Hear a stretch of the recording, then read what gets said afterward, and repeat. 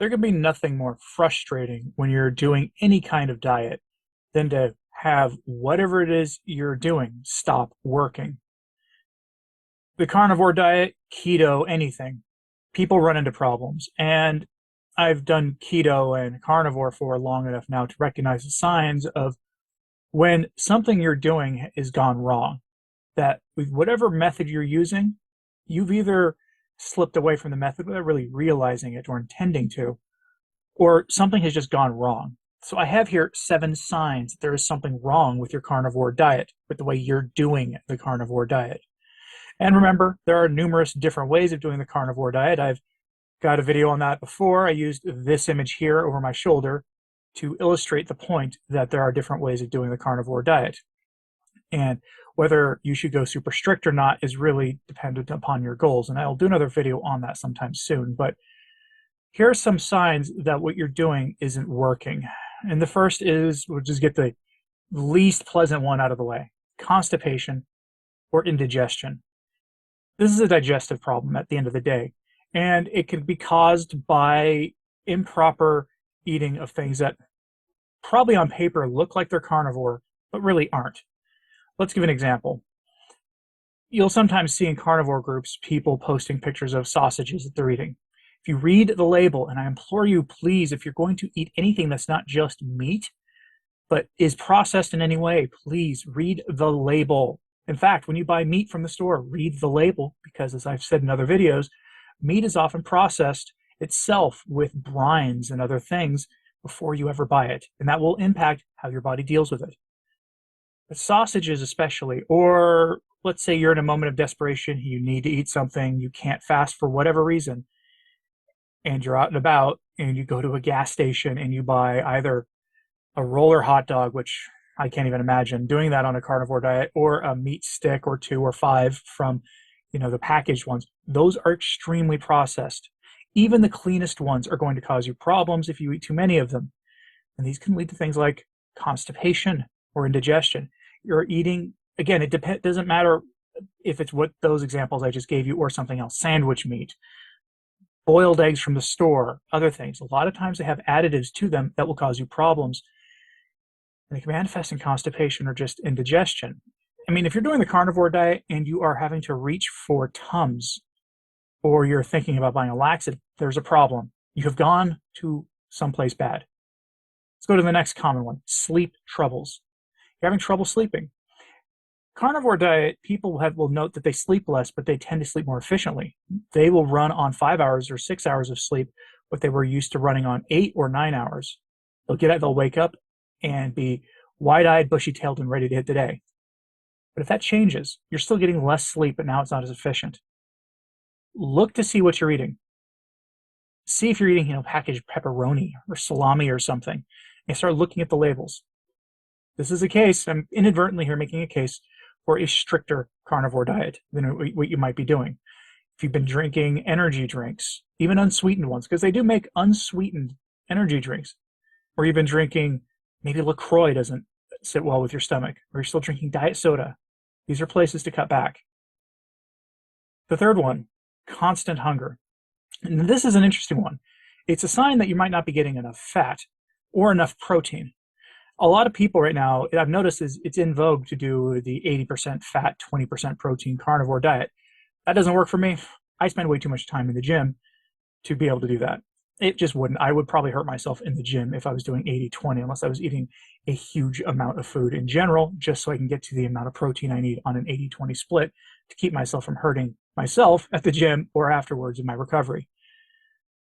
But constant hunger is a sign that you're either not getting enough protein or enough fat or enough salt. You'll see people start reporting that as time goes on, they need less salt, and that's totally fine if that's natural. But if you're restricting your salt because you still have internalized the popular narrative about salt, please increase your sodium. How much you need is really dependent on the person. I've seen 5,000 milligrams is like the barest minimum per day, and get a good salt. I'll do a video about why we love Redmond's Real Salt in North America so much. It's not hype. There's real good reason for it. But please get a land-based sea salt of some kind, and make sure to read the labels on that, because there's anti-caking ingredients sometimes in salt, or sometimes sugar too. I've seen that reported. Constant hunger could be fixed with either increasing your fat, increasing your protein, or better timing of your meals, or increasing your salt and or electrolyte intake. The next one is aches and pains. You had aches and pains before you went carnivore. They went away when you went carnivore, and now they're back. It could be a number of things. I have, one of those sort of quasi-arthritic situations where when the barometric pressure drops from a sudden change in weather, I'll get aches and pains. It happened a few months ago. It was the worst it ever had. That's because it went from like 95 degrees one day to a high of about 70 the next day with the rain. I was hurting. But this can also be a sign of things that you should not be eating appearing in your diet. Again, additives in those meat sticks, in that pepperoni, in that store-bought chicken breast, whatever it is you're doing, read the labels, dial it back to something stricter. Especially if you start drifting more towards like ketovore by accident.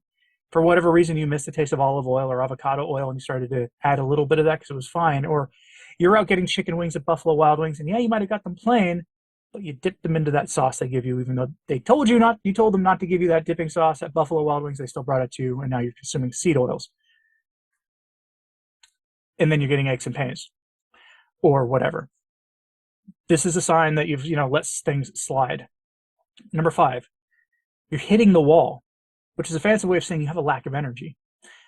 And hitting the wall is a little bit different than a lack of energy, but maybe you're sleeping fine, but whatever reason, you're running out of steam way earlier in the day than you should be, or you're just lethargic. You don't have the energy to go. Remember, people on the carnivore diet tend to get a lot of energy, and some of that might just be the drive that you see with people who find success here. They are driven to try extreme things. Those are driven people, and they seem to have a natural sort of like psychological energy. Well, this is the kind of energy where it feels like you've had a caffeine crash without the caffeine.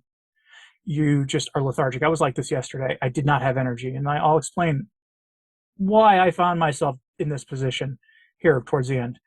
But if you're hitting the wall or lack of energy, try increasing your sodium, try increasing your fat or your protein. This is why I actually like to track, at the very least periodically, to see how much you're eating. If you're finding any of these things are the case, start tracking strictly what you're eating and see if there's a deficiency there or if you're eating too much. That can also cause problems. Number 6, you're having all of a sudden the issues that carnivore cured for you coming back. I hinted at this already, but we're talking about you're not here to lose the body fat, you're not here to lose weight, and you're not here to heal the metabolism. You're here for Hashimoto's, eczema, you name it, those kinds of problems. And they go away, but now they're back. Why are they back? Probably because somewhere along the line you said this is an elimination diet, and the idea of an elimination diet is you eliminate everything you can't eat, and you bring things back to see what you can. This is why some suggest just sticking to strict carnivore of some form. This is a sign that you are eating something you probably shouldn't be eating or drinking something you shouldn't be drinking. Maybe you're not getting enough sun, although not with Hashimoto's, probably not. So go back to looking at what you're eating, track everything again, go back just so you can see it in a place, and then see where the deficiency is. And again, please read the labels of anything you're eating, even if it's, you bought a ribeye from Safeway. Look closely at the label to see if they added vegetable broth or beef broth or some sort of preservative to it. Because if they did, that could be what's causing the problems. Number 7, irritability and malaise. Again, I sort of hinted at this, hitting the wall. Maybe you're just irritable all of a sudden and you don't know why. You would be surprised at how much food can cause problems with mood. This we see most often with deficiencies, vitamin D deficiency or other such things. Look to see where you're lacking. If you haven't eaten eggs in a while, try them. Vitamin D will help with mood.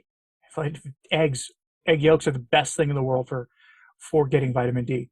Unless you live like in the tropics, in an equatorial region, and you can just go lay out in the sun for 40 minutes and you get your daily worth of vitamin D that way.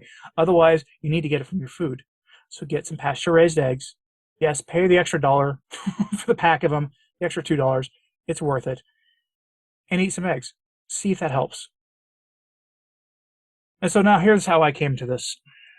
My son's birthday is coming up. He's going to turn 4. And his sister's birthday is the day beforehand. And we would like to have them have separate birthdays so then they don't feel cheated, as they're growing up. And so we had his birthday this past weekend. And we had people over. And my wife made a bunch of we'll call it, well, they were keto, but they were carnivore things but they were things I wouldn't normally eat. Things, meatballs made with pork panko as the binding and some pork in it as well as ground beef. And I do eat pork on average about once a week until recently, just because I was running out of what I had. And there was that. We had some like little sausage things wrapped in bacon, and a few other things were going on that it started taking a toll. I started feeling lethargic, not feeling well at all. At the gym, my workouts have suffered dramatically. Case in point, I'm recording this right after getting back from a leg day at the gym, and I was able to do some of the training I was able to do normally, but I noticed they were a little harder than normal. Then I got onto the leg press, and I normally do like high volume leg press work, and I only got to the third of my sets, which is normally 6 sets. I do normally 6 sets of high repetitions, and I just couldn't anymore. I was having aches that were weird and no energy. So I had to stop on that one. And then I went to the next machine, and immediately those aches and that exhaustion was back on the next machine. So I had to stop. I also had a very, very late night a few nights ago and didn't go to the gym that next morning just because it was an extremely unusual late night for me. And it left me like sleepless. And I think the combination of questionable dietary choices combined with bad lack of sleep left me torpedoed. And I had to sit there thinking about all of this to figure out what was wrong. And now that I know, and I'm looking at the fact that my little girl's first birthday is coming up here in a few days, a different strategy for dealing with that. A way to have those things that my wife will make so I can be, polite and, showing honor to my wife and all these things, while also taking care of my own health. So I don't hurt myself at the gym or, torpedo my diet. So I think that day I'm going to start with a giant ribeye. I'm going to go find a tomahawk ribeye, have it for breakfast, and then, have, a nice amount of the other things, and maybe give my wife some input on things to clean them up a little bit for me. Just that way I'm not, being rude at my daughter's birthday. But these are the problems I ran into. So I started looking into what's the problem here, because I had some of these issues, and I won't say what all of them were, other than like the aches and pains of hitting the wall. But there were some other ones too. And it took a while to figure out. But I'm curious what your experience with these are, and if there's other signs that that something has gone wrong with your carnivore diet. Maybe it's weight gain. It's hard to gain weight on a carnivore diet. You really got to go out of your way to do it. Or you eat a bunch of stuff that's not, strictly speaking, fitting with the ethos of a carnivore diet. Other things. There are other things that could be happening. So let me know what your experiences are with this in the comments, and like and subscribe if you haven't. It really does help. As to sharing this on social media, that helps a lot as well. I'm Anthony Stine, the Practical Carnivore. Thank you for your time today.